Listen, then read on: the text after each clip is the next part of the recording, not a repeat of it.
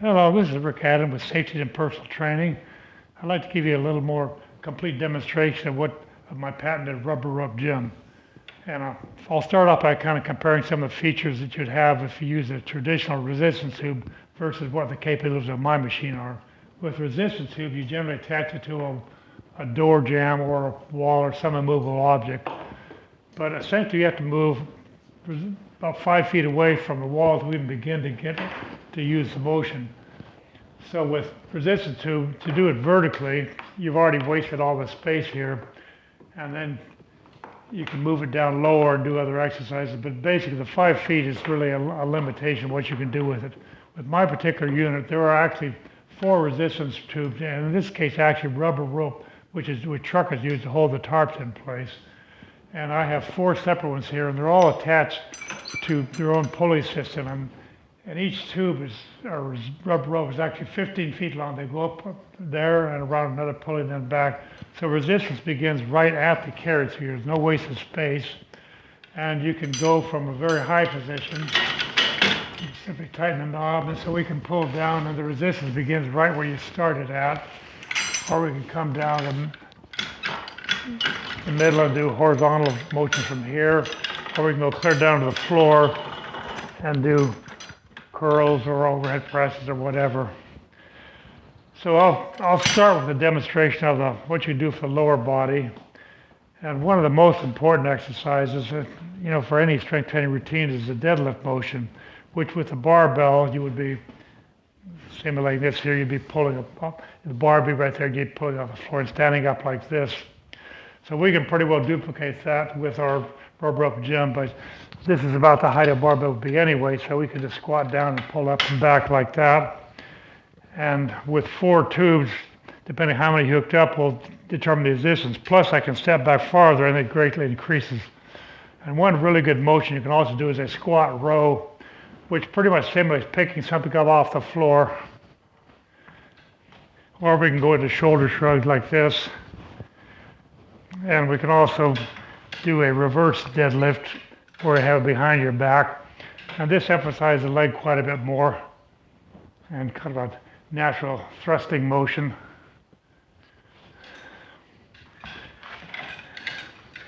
And so far I've shown you strength exercises. One unique ability this thing has, we can raise it up higher to the upper position.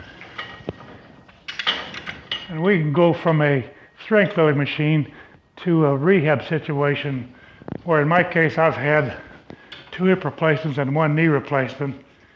And when you do rehab with your knee, you want a light weight, and so if I step back here, the more I bend down, the more I'm removing body weight. And so in the process of using this more, I can actually get to where I can even squat clear down, do a little parallel, so I've pretty well made a pretty well recovery. And I can even, one thing I haven't done since high school is actually do a 1-legged squat. So that's something I could not do without having this taking weight off. And we can also, with a specially designed cuff I have, we can do 4-way leg motions. Typically for your leg motions, you put an ankle cuff around your ankle here, which does not involve the foot at all. But with my unit, I can put my toe in this, and now I can do a abductor exercise, but the foot is also involved. Then I can quickly put the toe in and the other and do the adductors inside, or the rearward motion like that, or with the aid of a little balance stand, I can do the hip flexor motion, which if you're doing athletic motions, so you can even duplicate a stalker style kick or a punting motion like that. And another, in my training program here for my deal partner, largely with seniors, and balance and falling is really a big fear of seniors. And so one thing I stress is if you're practicing with this, I can practice a lift kick like that. So if you're stuck on a sidewalk or something, first motion needs to be lift your foot up. So this is a good duplication of that.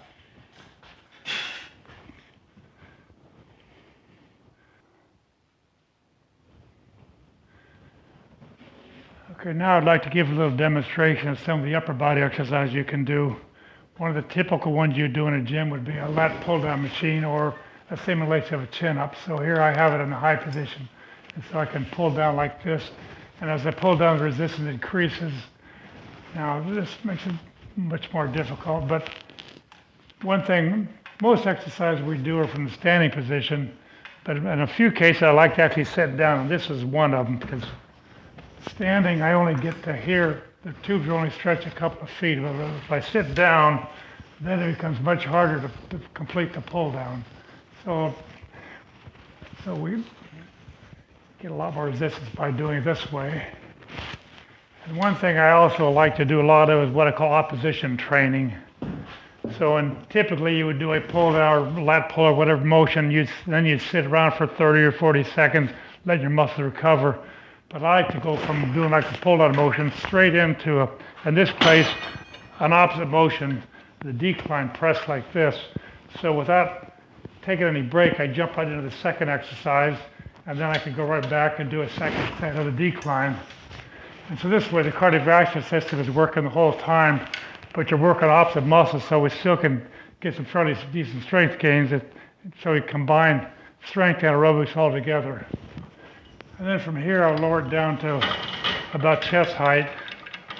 And now we can do a standing rowing motion like this. And then we can turn right around and do a standing chest press, which simulates the bench press or using dumbbells laying on a bench.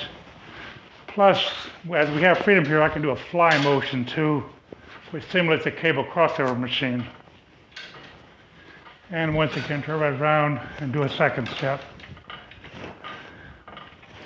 And we could also go down lower and do a high pull like this, which works the shoulders a whole lot. Okay.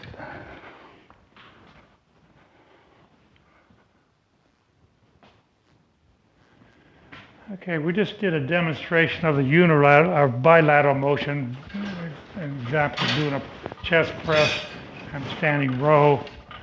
Now I'll go a little demonstration of unilateral exercises. Unilateral means one limb or leg at a time. And so in this case we can do curls until we get to exhaustion with one arm, and then switch to the other. And then while one arm is working, the other arm is resting, and so I can go back to the original arm and keep on going. So once again, we can keep the cardiovascular system revved up because we're constantly doing something. And this can apply for a lot of different motions. Also, there's many motions we can do for simulate sports activities. So for instance, if you're a golfer, I've made a special handle where you can pretty well duplicate that motion there. Or also for a ball player, I'll use it to simulate a softball or any type of ball you want. But anyway, I can put my hand through the strap and I can actually grab a ball and simulate complete natural throwing motion against resistance.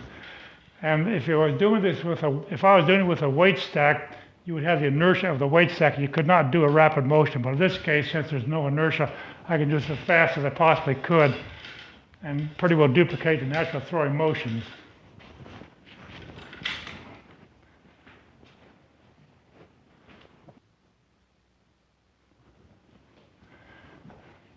Okay, now I'll give you a demonstration of some of the core exercises. And first of all, the core is all around the total circumference of the stomach. And there are three planes of motion that involve. Forward and backward is what's called the sagittal plane. Sideways is the horizontal plane. And rotation is the transverse plane. So the more of those we can work, and hopefully in one exercise we'll get a lot more benefit out of. So I'll start with what's called the hay baler. In this case, I'm bending down and swinging up. So we're getting pretty much all three planes in one motion here. So this is a pretty natural motion as far as picking something up off the floor. And with a lot of machines and even barbell use, you pretty much stay in the sagittal plane for most of the motions. Like the machine guides exactly the path you're going to be going in. And barbell is strictly a vertical motion, so you don't generally get this rotation you can with like the hay baler motion. Now from this being a lifting motion, I'm going to raise it up all the way. And now do the opposite. It's called the wood chopper. Like same as if you live in the country, you know what a splitting maul is. So this duplicates that same exact motion. And once again, you can see first a transverse obliques and then the rotation involved. So we're getting a lot in one particular motion here. Now I'll switch over to another attachment I have that allows us to get more directly to the abdominals in all three planes. I like to start, actually put my forearm in here and swing this behind me. And now I'm doing a backward motion. There's, in a lot of videos online, you'll see they talk about a lot of stuff is laying on the floor. What I'm demonstrating here would in fact be the same as a bridge motion where you're laying down and raising your hips off the floor. Well, this is basically the same type of motion. And for a lot of seniors, getting down the floor is not the most fun you can come up with. So this way you can do a lot of the duplication without having to go through all the inconvenience. Now I'm going to do a sideways motion. And this is pretty much the same as doing a side plank where you lay on the floor sideways, just laying like that. And those also, just laying there without any motion, it's called an isometric exercise. An isometric exercise are known for increasing the blood pressure, so you can have movement involved. You're much better off. And from here, we'll move to the front of the shoulder. And this is the same as doing a front plank laying on the floor. So, and from here, we can also do a rotational motion. And this is another good sport related. It simulates the throwing of a football, baseball, or whatever. And I will throw in one exercise simply because I have the red strap on. We already did the bench press and the fly motion.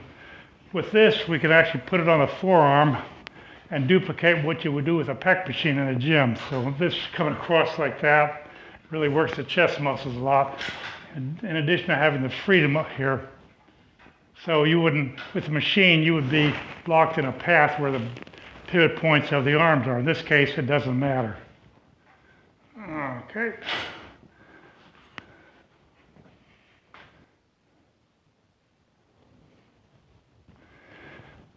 Another really important of my training in my gym here is, especially since I train mainly senior clients, is balance. And so one thing we use is these balance pads, which one of my members actually is a retired nun, and so she calls these lily pads. So I like to step across these, back and forth like that, forward, and then doing it sideways. And if you happen to kick one, it's not like you're going to fall, because if you have cones or something, I would worry about it. But these are so light, it doesn't seem to cause any problem. And then so we can step sideways also. And then we'll do circles around them. It really works on the footwork.